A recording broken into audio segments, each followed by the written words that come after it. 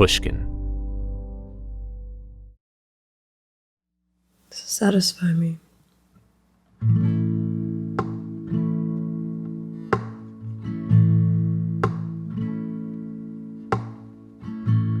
I heard it through the grapevine that you weren't having a very good time.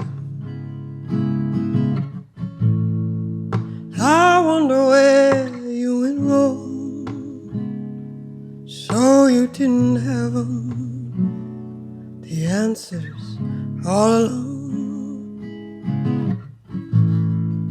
And you wonder why I tread so lightly over mountains and rivers and valleys and all of the rest. And you wonder why I forget so rarely, as if history isn't always repeating itself. Satisfy me, satisfy me.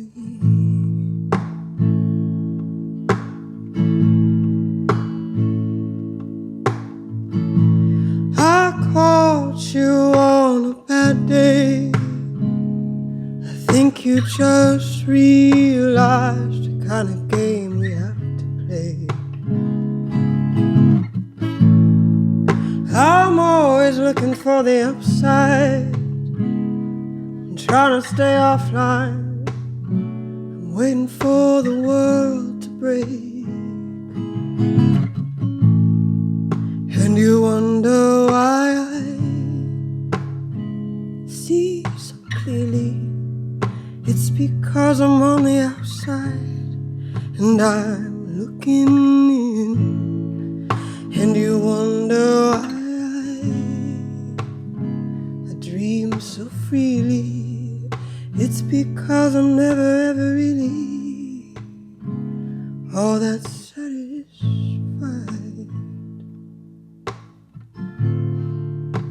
Satisfy me. Satisfy me. Satisfy me. Satisfy me.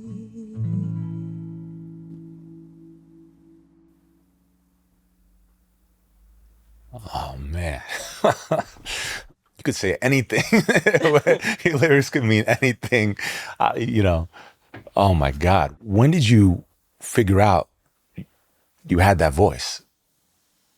This voice? The voice that you have. It's like the most gorgeous voice. Well, I mean, it developed over years, but the first time I realized I could sing somewhat was when I was 14, and I did a school talent show, and it was mostly everybody else's reaction. I was like, whoa, what? And my voice has dropped much since then, so I think that was the first time I realized I had a tool that I could wield or begin to hone. Wow. So before the talent show at 14, were you interested in singing? Did you sing a lot or? No. My parents aren't musicians, and they're both in creative field. They're in fashion. And I didn't really have any particular interest in singing or music or anything. And the way that I thought, I wonder if I can sing, is actually kind of messed up. I went to this school that was predominantly white, and a lot of the kids would bully me because probably was the first Black person that they had ever seen. Yeah. And among the many stereotypes that were shouted at me, they were like, they would ask me to sing, like at lunch or after school, and they called me a jukebox. They're like, sing us a song. Jukebox, sing us a song.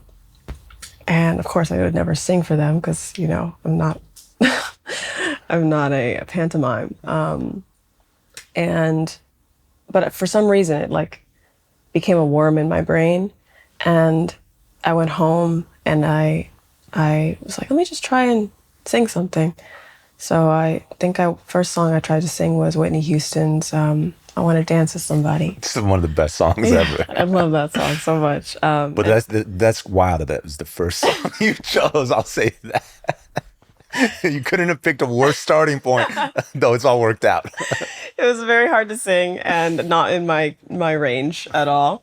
Even at that point, it was too high for me. Yeah. And I think I learned it fully, but I was like, this doesn't feel quite right. So the song I learned after that was Valerie, Amy Winehouse's version. Yeah.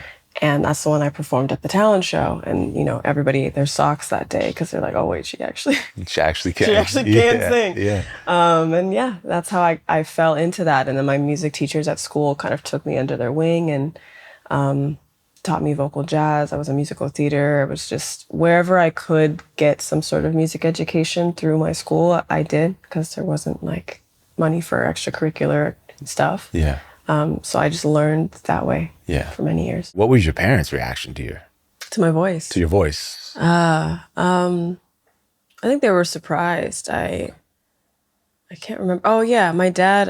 When I first started writing songs, I think I played one for him, and his reaction was, "You're pretty good. You should write 12 more." And I was like, 12? Like I just wrote one, and it felt like the hardest thing I've ever done. Yeah. He's like, yeah, but if you're serious about it, you should write 12 more. And if you'd write 12, then I'll take you seriously. But till then, I'm just going to assume this is a hobby. Wow. And so that was his reaction. My mom was a lot more generally supportive, you know, showing up to any performance that I had and always being very proud of me and smiling from the sidelines. But it wasn't like, they're not showbiz parents. They're not the type of parents that like, just because I was good at something, oh, it's now suddenly like, we're going to try and, you know, make a buck off this kid kind of energy. So it was really left up to me if I wanted to pursue that. They're like, oh, that's cool that you have that gift. But they left me to figure out what to do with it. Was that a typical response from your dad? Like that kind of, is that how he sort of oriented? Yeah, in terms yeah. Of, He's like a very serious artist. So he was like, if any of my kids are going to be artists, I need them to understand what that means, like what that role in society and in the world is, what it is to be an artist. It's not a light thing. It's not a casual thing. It actually comes with a lot of responsibility to observe and distill the world. Yeah. And then also honing your craft and your ability to execute an idea from thought to fruition. It's like, it's something that I was taught at a young age and taught to take very seriously. So I think it translated into my music, to all my other mediums, like that dedication to process and to craft. Yeah. Just so I can feel like I'm doing my job as an artist. How old were you when you brought that song to your parents? I think it was 15. 15. So what do you do at 15? And your dad says, did you write 12 more? Did you? No, I didn't write 12 more. I think I got to like 7. But none of them were as good as the first one. So I got discouraged. And then I was doing covers with my friends in like a, high school band kind of thing. We were singing a lot of Bill Withers and Red Hot Chili Peppers and Pink Floyd and shit. And I just went into study mode. I was like, actually, I don't know enough about writing songs to be writing songs yet. That's what I realized. Did you have an ideal at that time when you're like 15, 16 of like what a songwriter was or what a good song was? Yeah, I mean, my reference point was Bill Withers and Nina Simone.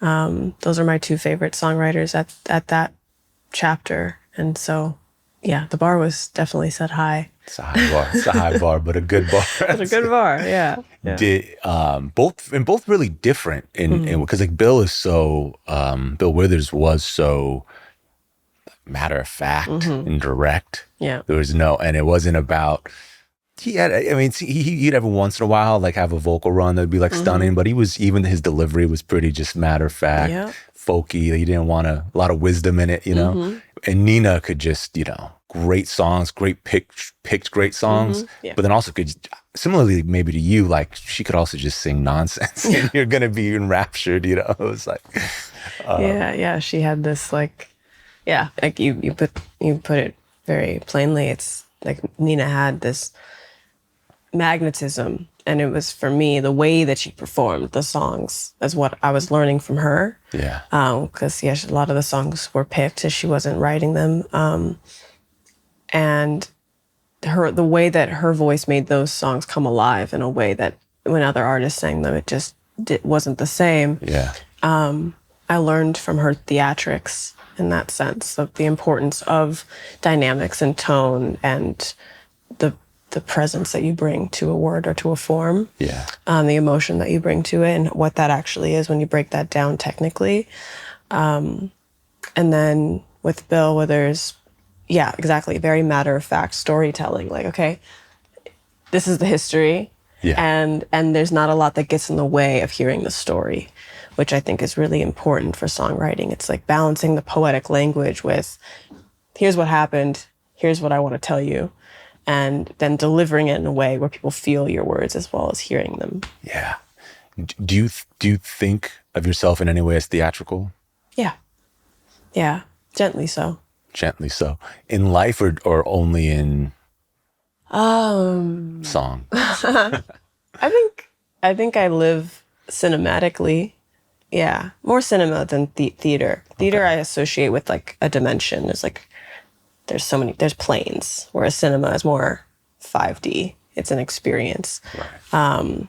Whereas theater, it's like you are viewing something and there's a front stage, there's a backstage, there's like literally layers. Whereas life, to me, feels more like a movie with infinite camera setups and plot lines and options. It's the magic. It's the magic that you get from a movie. That's Exactly. what you feel in life. That's what I feel in life, or that's what I pursue in life. I think it helps me, like, as a songwriter, if you live in that mentality of like your life is an unfolding story, then you're constantly processing it in that way. It makes it a lot easier to condense. Or when you're hearing somebody else's story, or you're witnessing somebody else goes through something, and you immediately put it in that framework. But then that requires, a certain propensity for drama. Yeah. Not in the like toxic sense, but in the sense that like the contrasts that are naturally there in life are a lot to chew on. And if you open your heart to like feeling all of it, it is quite intense. It's quite intense and up and down, and mountains, valleys. It is theatrical, without even adding much to it or doing much to make it so. Right. I've been thinking about that a lot myself in general. Like the drama is a better way. I was thinking of theatrics myself, but drama is a better way, I think, of explaining it. You hit on something more interesting. But Nina as this person who could be simultaneously dramatic or theatrical, but also like impossibly cool at the same time. It's a really hard balance. And I think I worry, even for myself, but in general, that in the quest to be cool, we've lost what it is to be dramatic and theatrical. And there's a lot of fun in that. Yeah. You know, there's a lot of music, and music especially, when you lose that, like there's an element missing, and it is that performative element, the way you say something versus just saying something. And there's so much of that in your singing, which I think is why like your album is so deeply resonant, you know, and not to put you on the spot, but I mean, it just came out, and I feel like no one's had a bad word to say about it that's heard it, you know? Yeah. I mean, I'd be interested to hear if they found one. Because, it was crafted with so much consideration, so many viewpoints over so much time. Not that I was making it in the desire to please anyone, but my attempt was to make something that felt so innately human that everybody could find themselves in it. Yeah. Joni Mitchell said once that if you listen to a song and you see my face, then I failed. Mm-hmm. But if you listen to a song and you see yourself, then I've done my job. And so it's like that process of trying to remove a certain level of my ego from the music, I think, is what has led to people resonating with it in this way, because it's not when they're listening to it, they're hearing their own experience and their own story. How do you get there? How do you get to the point where you can create something that's personal, but your ego isn't in it? Oh, it goes, I think, back to that coolness that you were talking about that Nina had. It's like when you do dive into the extremities of life, it also brings about a certain level of objectivity. Mm-hmm. It's like looking at a roaring river and deciding to jump in. You have this agency, and you can decide to be outside the river watching it, or you can decide to be in the river. And when you have the strength to do both, and you've honed that strength over time to do both and not get overwhelmed by being in the river and going with the current and not being able to swim and just being like, well, I trust this, I'm going. And then knowing when it's time to step out. I'm too exhausted, I can't handle this. I have to sit back and watch and observe. That's the coolness. That's the calm. Mm. That's the objectivity. That's the be here now of it all. Like, I'm present. Everything in this moment right now is fine. Yeah.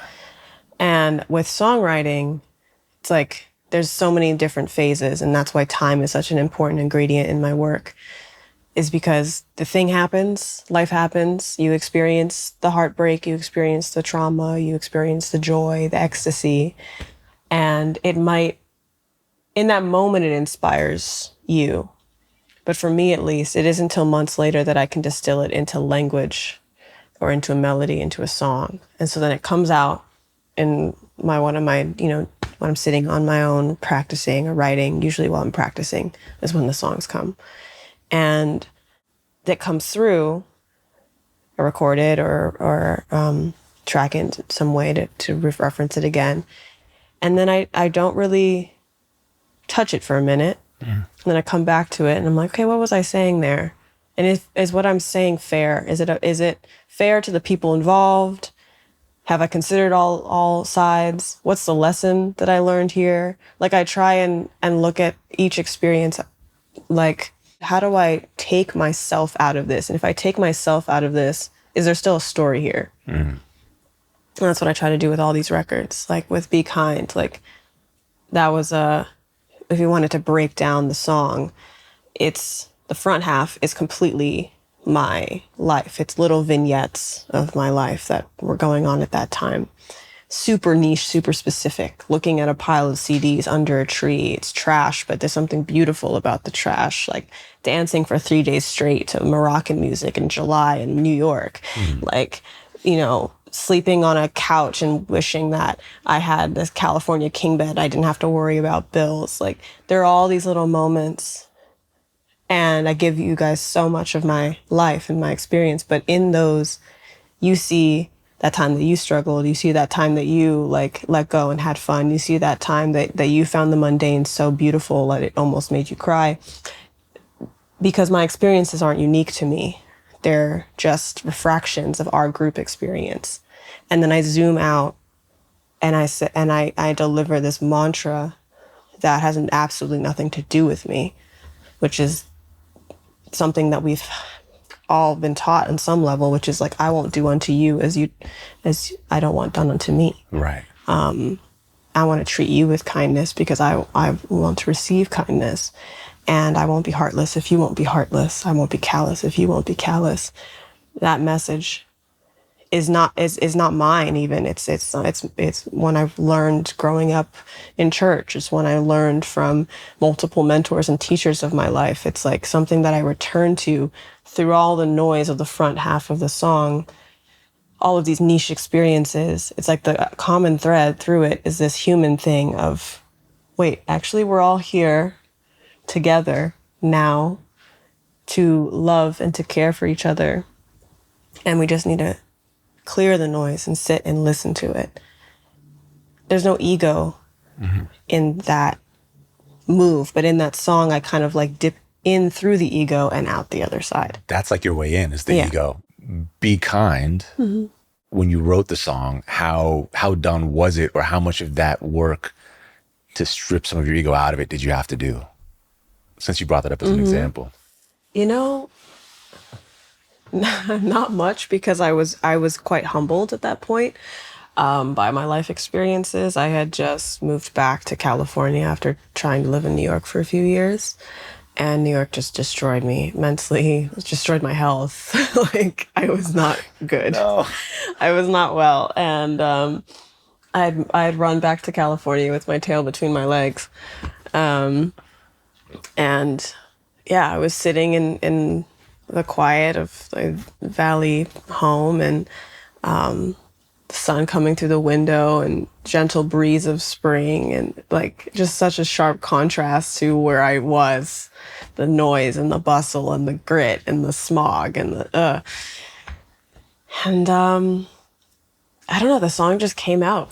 It came out, and the front half came out because I was just like trying to purge that experience, and then I literally said to myself, I'm like, okay, stop complaining, and then the second half came out. But in the same sitting, in though. the same sitting, yeah. I usually write my songs in one sitting, two at max, but not in any large swath of time between the two, because it's like when it's coming through, you have to catch it. It's like, kind of like catching fish. Like they're slippery and they might not come around again, so you gotta when it comes through. What does practice look like for you? You said a lot of your writing comes from just out of practicing. When do you practice, and what does that look like for you? You know, practice is a funny thing for a musician who's become a professional musician, because then it's like you actually don't even have time to practice anymore. Yeah. Which is what even got you there in the first place, is all the practice. So now I have to like carve out time, and I haven't been so good at it, which is why I haven't been writing that much.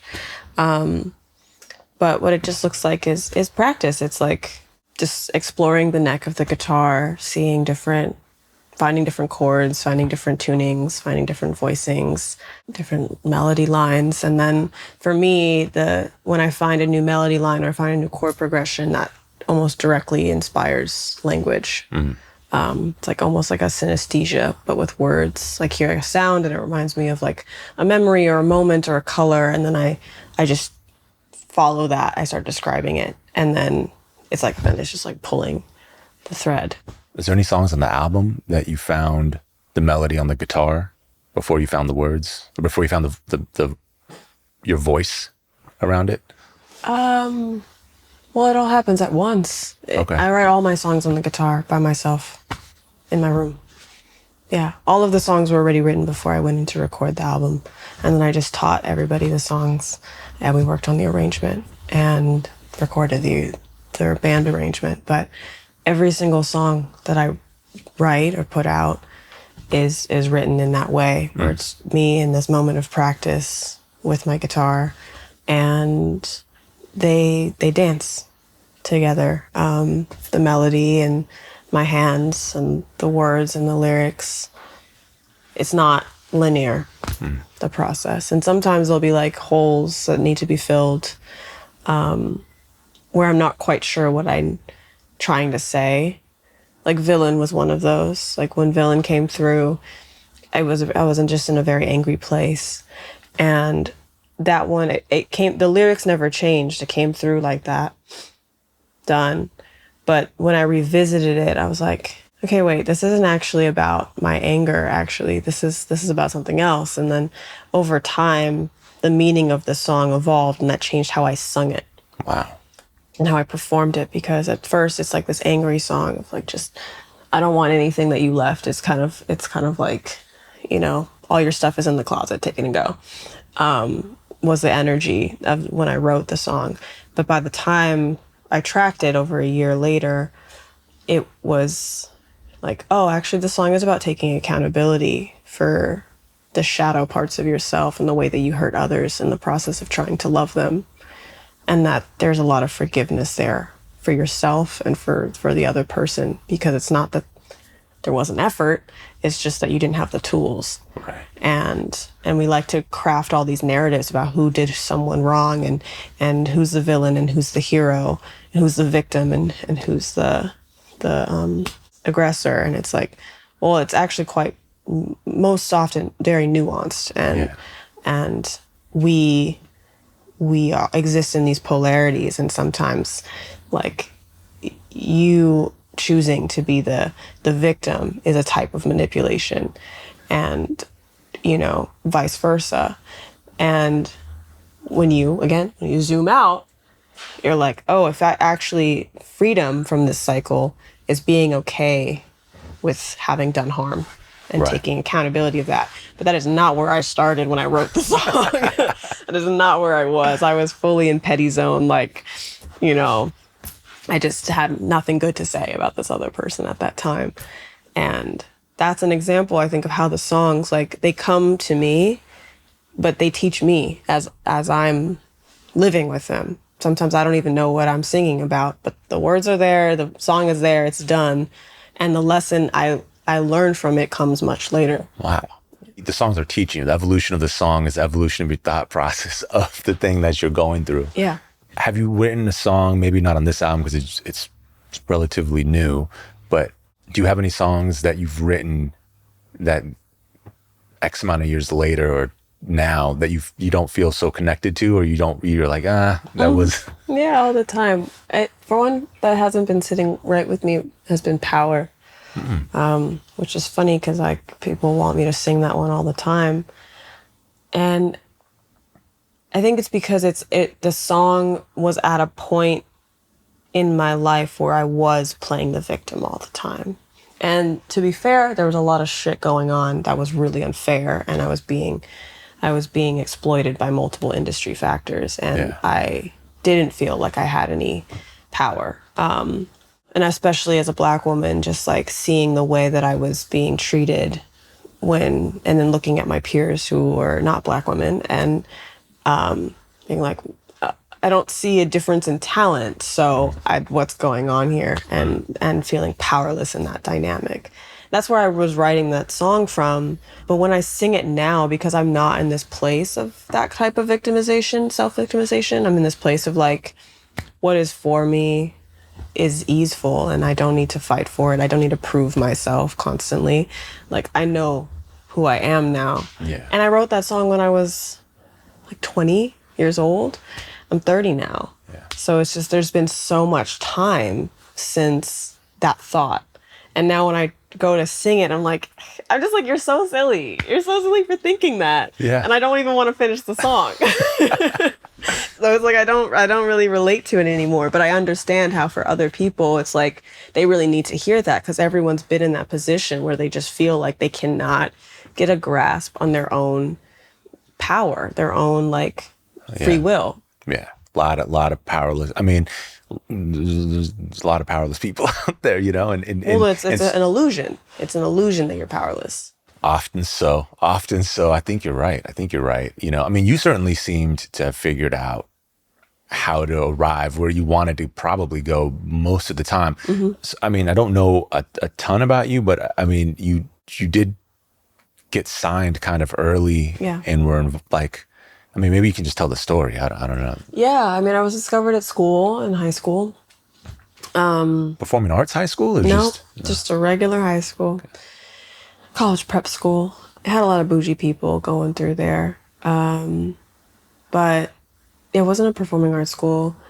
And I was standing outside in the carpool lane waiting for my folks, and I was just singing to myself. And somebody's parent came and was sitting next to me. And I kind of noticed him because I was like, he's sitting weirdly close. But I was minding my business. I kept singing my song. And after I was done singing, he came up to me and he was like, do you want to be a pop star? I was like, what? Who are you? I was just like, stranger danger. Yeah. Who is this man? And then he started asking me questions. He's like, do you dance? Like, how's your fashion sense? Like, what, kind of music are you into? Do you like pop music? Da, da, da. And I was like, you should talk to my parents because, yeah. A little weirded out. Yeah, I'm a little weirded out. Like, he was like an old man. And so he talked to my parents, and he was very serious about tracking a song with me. And I went over to his house with my parents few weeks later and tracked the only song that I had written at that point. What was the song? It was called, what was it called? I think it was called Something. Something you don't know about me is that I'm older than my bones. I've been here before and you know me. Sadly, they own the publishing on that, and it's never coming out. Okay. We won't pay them. And yeah, that was the only song that I'd written at that point. And I tracked it, and he produced it, and then the label was super jazzed about it. They're like, whoa, this voice, whoa, this girl, oh, she's only 17. Oh, shit, okay, here we go. And did he? Was it like a? Had he built a pop star? Like, what was? No, it was an imprint, and yes, he kind of had. He was like a big producer for all that era of Disney. That was like the Cheetah Girls, Hilary Duff. Like, he was on all of that stuff. He had done all of that. This is sometime later, so he removed from that. But that was his. Okay. That was his like claim to fame. And they had another big artist on their label at that time, who had done quite well for herself as well. And so it was legit. Like, it was a legit thing. It wasn't some like garage label. You know, they were fully backed, and it was all a thing. But I, didn't have money for a proper lawyer, and I fell into that trap of like, oh, we'll cover your legal fees. Like, it's all good. We got you. We're a friendly neighborhood label. Yeah. And I let them do that, and ended up in a contract that was really, really suffocating, and quite intense, and should be illegal. And it didn't turn sour till about 2 years after that point. I was learning to write. I was writing with all of these amazing top liners and a few Motown folks who were still around. And every day we would just sit at the piano and write songs. And that's how I like learned how to really craft a song very meticulously, a pop song. And you would bring an idea? I would write it. You would write it? Yeah, I would write every song. Okay. But he would help me like craft melody and hook and all these things and turn them into like traditional pop songs. Is that interesting to experience at that time? Yeah, it was. It was cool to get a lesson in that and to have that mentorship and to really stretch my ability in that way. And I think that training is what still informs a lot of my practice. Like, I've since like broken a lot of the molds that I was taught, but with that knowledge, I think it's good to learn your basics and then explore from there. Yeah. So for me, that was my basics. And it was fine up till a point. And then when I started to come into my own as a artist and realize like, oh, here's what I want, here's that's when there was this deviation with the label system. When you were ready to move past the basics, break some rules. Exactly. Find your own voice. Right. Then it's like, nah. Then it became a problem, and I was shelved, and I didn't know what that was. I kept coming to them with new music and new stuff, and they were just, they wouldn't even tell me I was shelved. They would just keep being like, oh yeah, we'll submit it. We'll see, like, if maybe we can get you something, a budget, or maybe we can put it out. Maybe. And they just kept pushing my boundaries. Like, they were like, oh, you need to drop out of school if you want us to think you're taking this seriously. So I dropped out of college. So you need to be in sessions every day. So I was like working 3 jobs on top of going to sessions till 3 a.m. Like, I was so exhausted at one point that I remember coming home and I was living with my parents and crying, and my mom and my dad were like, this is supposed to be fun. Like, music is supposed to be fun. Yeah, life in the arts is it's like, and it doesn't look like you're having any fun. And for me, that was a realization point. But I was still so young, and I was like, okay, well, maybe I need to make pop music again, because that was the last time this was kind of fun. So that I did that, and then the final straw was getting offered like a even somehow more predatory deal for the album cycle. And I took one look at that. My mom took one look at that. And even as not being lawyers, she was like, there's no way you're going to survive this. If you sign this deal, I'm afraid you might off yourself, because you're already so depressed and you're unfulfilled, you feel trapped, and then you're going to sign a 10 album deal. No. Yeah. No, you're getting on a plane and you're going back to college tonight. Literally that day, I went back to Boston to go back to university, and I called the label from there, and I was like, I'm quitting. Wow. And then they were like, okay, well, if you're quitting music, then there's no need to let you out of your contract. And and I didn't have any rights to fight that. So I just ended up having to wait till a while. So this is a weird experience. That's a weird way to have your college experience. You just, that's just like what was, and you graduated college, right? So you did political science. In political science. And were you just like, did you at a certain point imagine that music as a career was behind you? Yeah. I mean, when I went to school, it was like, I kind of just accepted that I stopped playing guitar. I would sing occasionally in like college bands and stuff. But I just was like, okay, this is a hobby. Like, I don't know how I'm going to get out of this deal. I don't know how, like, they just completely cut off my hands in a metaphorical sense to be able to make music in a way that would even be sustainable as a job or as like a livelihood. So it was off the table for so long. So that's how I got into my other mediums and other things I was passionate about: sculpture, paper making, cinema, photography, painting. I had so many other creative outlets that music, for a while being on the back burner, was fine, but it was something that kept like knocking at the door. And I never stopped making music. I just was constantly readjusting my goals. Yeah. And then by the time I was out of that contract, I was like, okay, I'm going to do this independently and see how far I can go, because the major label system is so corrupt and so fickle. Yeah. That for what I'm trying to build, it doesn't make sense to engage with it at all. I knew at that point that the type of music I was trying to make was the type of music that would be considered a classic in 50 years. And that kind of music wasn't going to survive in the culture climate of, the 2010s. Yeah. It just wasn't. The pop music of the 2010s was not going to produce. No. Yeah. No. And it's like, maybe in 50 years we're going to think of, like, I don't know, Pink Print as a classic record. I don't know. It's a good record, but it probably was never the record you were going to make. No, it's not the record I was ever going to make. It's a good record, and it was fun. It's fun, exactly. And it's like, maybe when that comes on, when like we're all super old and crusty, we're like, you remember this back in the day? I will for sure be doing that. Back in my day, I promise you. I'll already do that.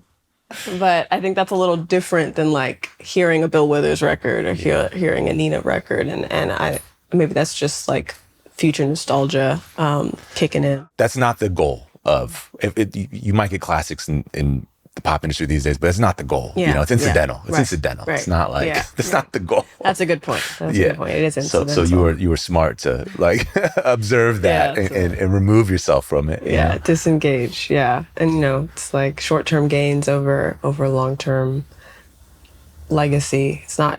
The music industry these days is not really in for long-term legacy. They say they are. Yeah. But the function of what you see in the back end is that's not the case at all. So your parents both were in fashion. Mm-hmm. You also work in fashion. I used to, yeah. You used to, not anymore. No, I quit modeling in 2022. Okay. Technically, like for myself, I just stopped. Okay. Stopped submitting for jobs. Stopped doing the casting. Stopped doing the whole scene of it.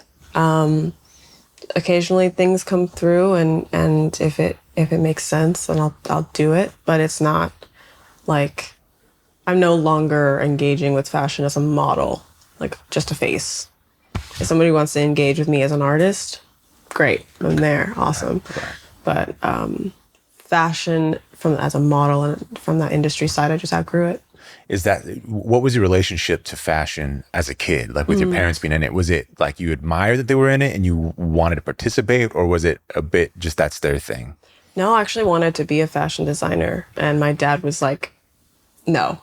Flat out, he was like, no. And what was his reason? He's like, this is one of the hardest careers you could ever choose for yourself. So just, I don't want that for you. And then I chose music, which is the second hardest. Which is maybe the first hardest, Okay. I would say. But I don't know. I think they're maybe neck and neck these days. But yeah, very, very tough industries to be in, fashion and music, because, you know, there's this aspect of scale that you need to be, quote, successful in both. And growing up, like, I was just so enamored with my parents' work and their work ethic, their creativity, their ability to, like, sculpt the body with fashion and create something from scratch to, like, beauty and how they manufactured beauty from their own vision. It was something that, I just knew that I wanted to be a part of. Like, I knew I wanted to manufacture beauty as well. I wanted to pluck it out of our existence and show it to people. However I was going to do that, and it wasn't clear as a kid, but because I had fashion designer parents, I was like, oh, I'll just be a fashion designer, like, because that's what you guys do. Yeah. And they were like, no, be a doctor, be a lawyer, be anything but this. I'm anything but that. But yeah. Yeah, no, but you did come back to it at a certain point then. I did, yeah. Is that like during your college? No, it was by accident. I didn't set out to be a model. I was working at a gallery as an intern, and randomly I got called that day to help a friend, like, with a shoot. She was shooting for her brand. She's like, hey, a model dropped out. Like, could you just jump in? Like, it's just a few shots. So I told my boss, and I was like, hey, is it okay if I leave early today? And she's like, yeah, fine, go. So I went over to her house. I did this shoot, and at that shoot, there was this makeup artist who was saying that Nike had been looking for musicians for a ad. And I was like, oh, I'm a musician. Like, I could do it. And she's like, okay, yeah, I'll take a photo. I'll send it over. She sent it over. And then I got booked street cast off of that. And Nike's notorious for street casting people and underpaying them. So I think I got paid like $500 for the shoot, which at that time was crazy money to me, because I was like in cafe jobs and making $500 every 2 weeks. I was like, one day, $500, crazy. That's rich. Rich, yeah.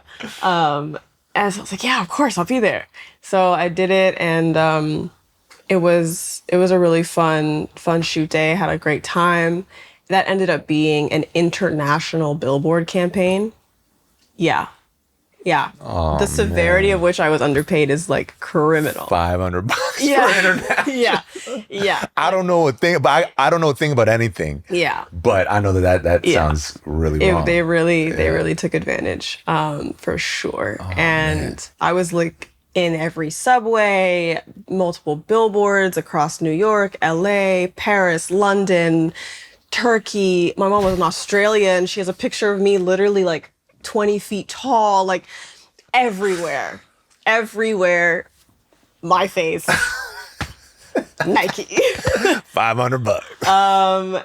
But, you know, it launched my modeling career. So you did get more jobs. So they kept hiring me, actually. Okay. Nike was hiring me for, like, years after that. You renegotiated. And I renegotiated once I learned what the actual going rate was, because I was doing it independently, because no modeling agencies would sign me. Yeah. They just didn't see the vision. Right. And I wasn't going to force it upon them. I was like, whatever, I'm booking jobs directly, it's fine. Yeah. But eventually I did find agents, and then that became my main source of income. It allowed me to stay in the music game as long as I have, because, like, there's no money in music. Yeah. There's no, if you're an artist and a singer, you're in, like, one of the worst positions, because you can't really play for other people. You can't, like you're so specific. It's like you can only do your thing. Explain that. What do you? For me, at least, it's like I don't produce traditionally. I can use DAWs, but I don't like using them. I'm not the best at it. So it's like, I'm not doing that for other people. Yeah. And I also don't want to give the time to doing that for other people. I'm wouldn't call myself a guitarist in the sense that I can go and play other people's music with like 2 hours notice and learn everything that quickly. Not a pianist. I don't play any other instruments to that level of competency. I could write for other people, but I am so personal about my writing that I don't really enjoy it. Yeah. So you've knocked off like any of the other income fields, Like the practical kind of things that you could do. right? And it's like I don't really play covers, so it's like wedding bands are out. Like there's just there's like no way for me to make money musically unless I'm doing my own thing. Yeah. And I was so dedicated to my own thing and to figuring out what that was that I wasn't interested in making a musical career out of doing other people's things. Yeah. I just wasn't. And so making money from music and sustaining myself off of it, it's a dream I still haven't even realized, because now even like I'm not able to pay my bills off of music. Yeah. And that's a reality of the industry that is a separate long conversation. But in the meantime, like fashion and commercial work has like sustained me and allowed me to have enough free time to be an artist. Yeah. Well, I was going to ask how this plays. I mean, you probably just answered it, but I would like to talk about, I mean, I didn't even really realize this until like I'd seen it, and then later I'd heard the music, and then it took me a long time to put two and two together that you were in Kendrick's Tether video. Yes, it was. Yeah. Super random. How did that happen? How did it happen? Karina, the director, she's a fan. And she came to a show I opened for Charlotte Day Wilson a few years ago. Wow. Cool. And she was at that show, and she just remembered me. And she DM'd me on Instagram. And she's like, hey, I don't know if you remember me. We met backstage for like 2 seconds, but I am directing this music video, and I want you to be a part of it. And I was like, I don't really do other people's music videos. Like, I'm not really a model anymore. She's like, no, just like, please, like, I'll send you the treatment. You sign the NDA. Like, I think you're going to love this one. You didn't know who it was I didn't know who it was. No, she couldn't tell me. And so I signed the NDA, and then she can send it over. She sends it over, and I see it's for Kendrick, and I'm like, oh shit. Okay. And I read through the treatment. It's a beautiful treatment. It's a film about, intimacy and connection and longing and yearning, and like wanting to show up for someone and not really quite knowing how yet, but like wanting to give them the world. And I just love the concept, and I love that I was being considered as a muse for that medium, that feeling. And then it almost all didn't happen because I was out of town, and there was like scheduling conflicts. There was almost no way for me to get back in time to shoot it. And then the LA fires happened. The whole thing got canceled. Wow. Then a few months later, they were able to bring the production back up, and they were like, hey, are you by any chance like free and in LA? And I'm like, I am. And they're like, okay, cool. Will you still be in it? And I was like, I would love to. And it all, I like to just take on little side quests when I can, and that just seemed like a fun thing to do. It was such a cool treatment and done so well that it's like, I get why you would take this. You know what I mean? Yeah. Beyond just like the thrill of it's like it's Kendrick beautiful. And the song's incredible and all that. It's like, it's a great treatment. It's really beautiful. I was really grateful to be asked to act, and it's something that I'm like softly not looking into acting, but like people have been asking me more and more, and I'm open to exploring it now. So it's nice to do it softly in that way. Yeah. No words. How'd you prep for it? How'd I prep for it? I didn't prep for it.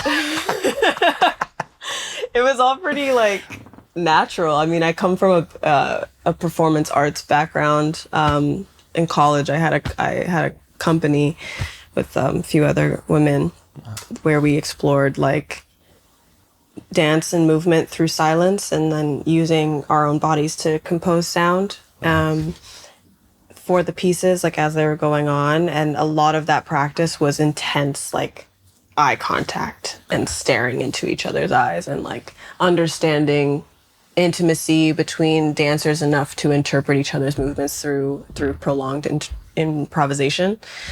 So it's like I have I have like all of these things in my life that have kind of prepared me to show up and just like stare into a stranger's eyes for 6 minutes in an elevator.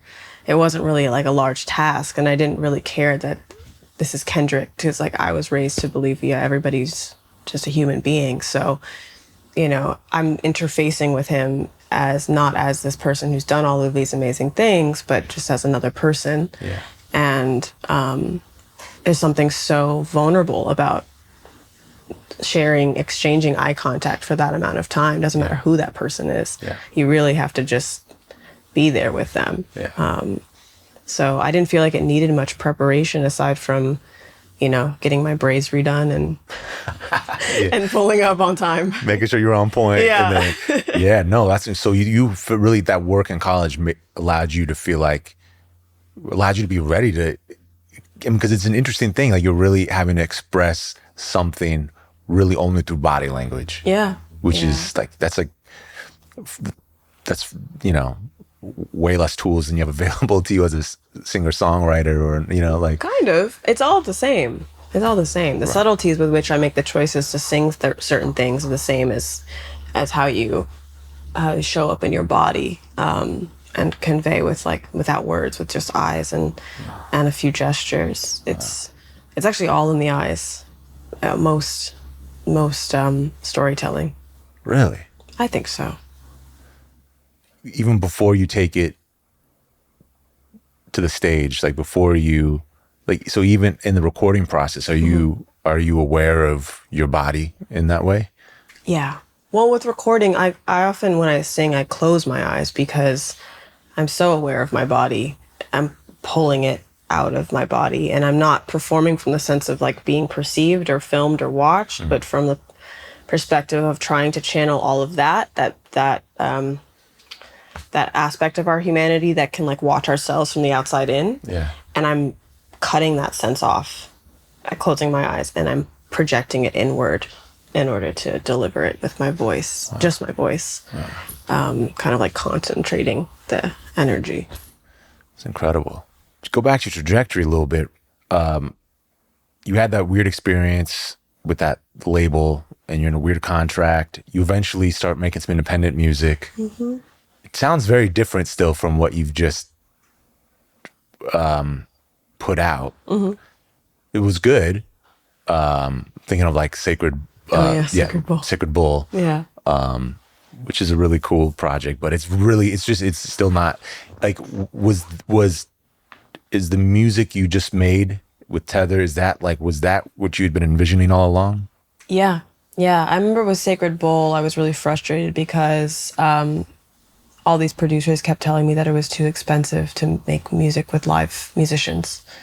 They're just like, it's too expensive, it's too complicated, we don't have the right room. And they were right. Like, there are certain things that you need to do that. And we had, you know, essentially a vocal booth in a closet and a bunch of computers, like, and no money. So Sacred Bull was a beautiful product of a lot of hustle and grit. Like, we were just making music with what we had. Yeah. And I'm proud of that. But my voice couldn't come through because I was having to rely on these producers to craft the sonics and the sound. Yeah. And there was so much in that collaboration that just got lost in translation. And I didn't have enough room for my voice. I couldn't tell my stories how I wanted to tell the stories.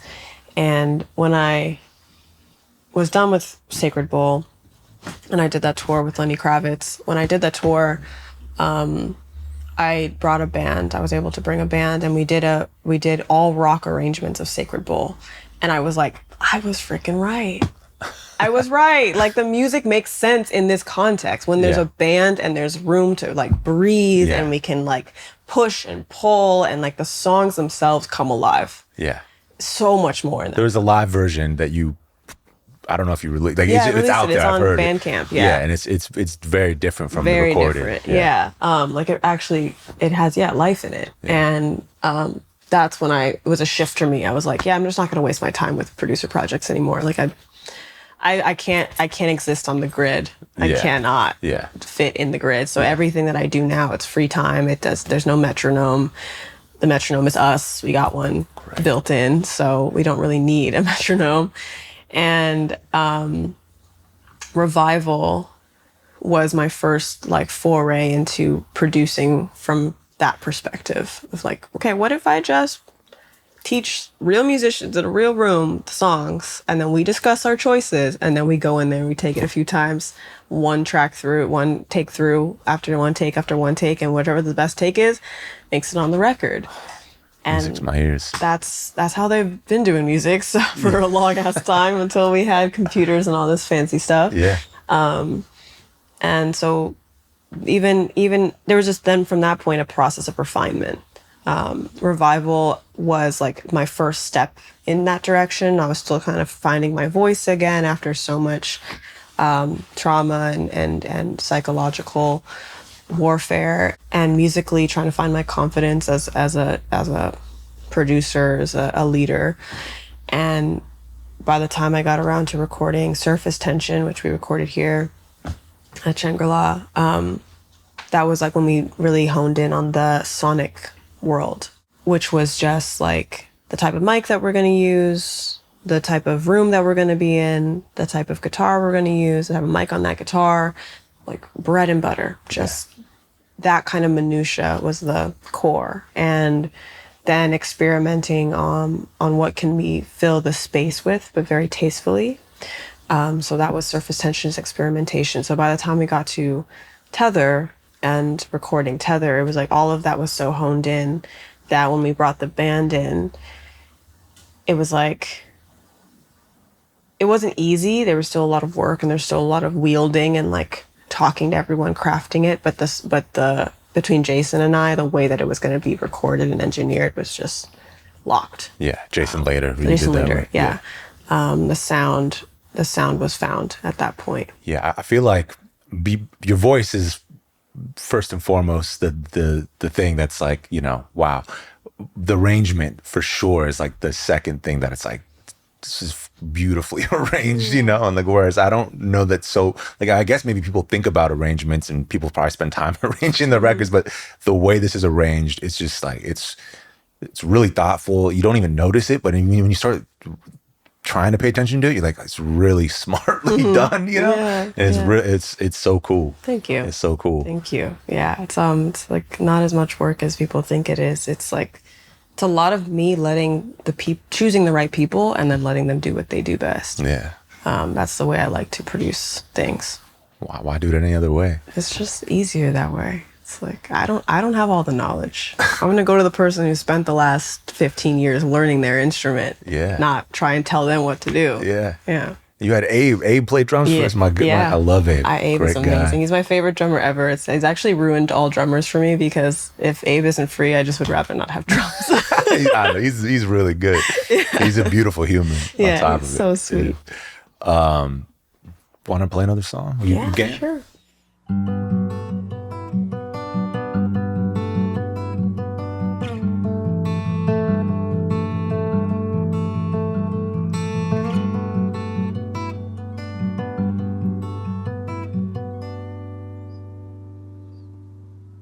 There's a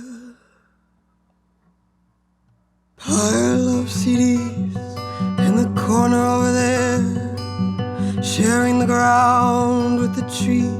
That's the saving grace for the surrounding poison air. The longer that I stare at this ghetto island, I find it rare and different, this pile of memories. They're always lying there. And I dance for 3 days, I dance for 3 days, I dance for 3 days in the arms of my lover that I met in a growing phase. Holds on to my growing pains. And I deserve to rest in a California king bed with my arms outstretched and my dreams bleeding from my head into the sheets. instead. Now maybe I'm the chosen one, you're lost in a rambling sun. I'll leave you standing in a land that I deserted for a better hand. I deserve a better hand.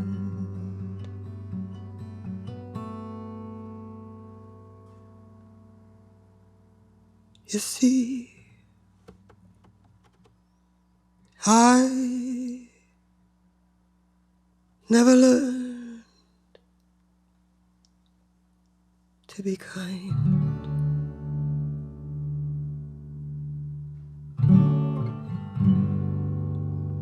But I hear you get used to the pain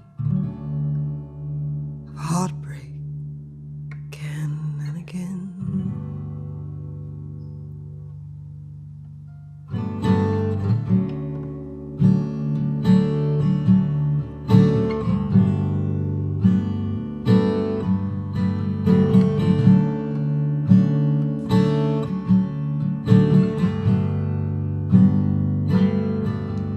I won't be heartless, so don't be heartless with me. I won't be callous, so don't be callous with me. I won't be careless, so don't be careless with me. I won't be callous, so don't make me callous. I won't be heartless, so don't make me heartless.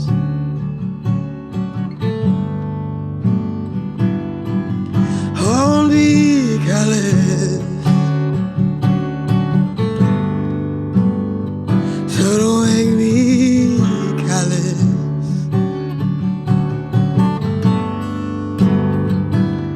I'll be kind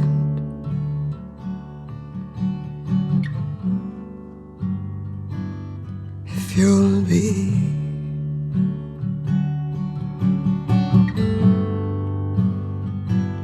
I'll be kind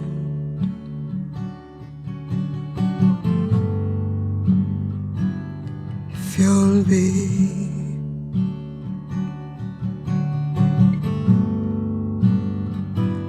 If you'll be.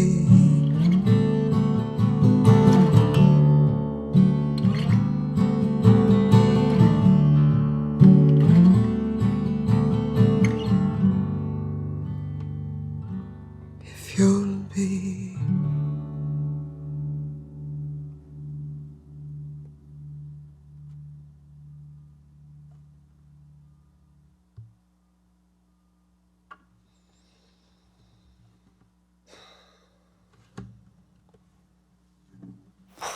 There's a real magic in your there's a real magic in your performances. It's unbelievable. You mentioned briefly Lenny took you on tour. Yeah.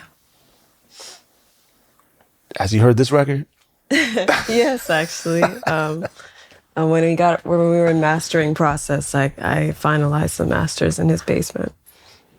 Nice. Nice. So he has heard this record, and he was listening to it, and he just kept going, "Girl, what the fuck?" Yeah, yeah.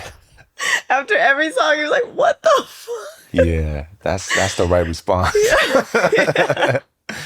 It's you get like a body high listening, you know, and that's what I was experiencing listening yesterday too, and right now it's incredible. Oh, thank you. And it's so different from like that Lenny heard something in you early, because I mean it's so beyond. You're so beyond where he found you, Yeah, you know. Yeah. Then it's just like, whoa, you know. It's the only intelligible thing I have to say.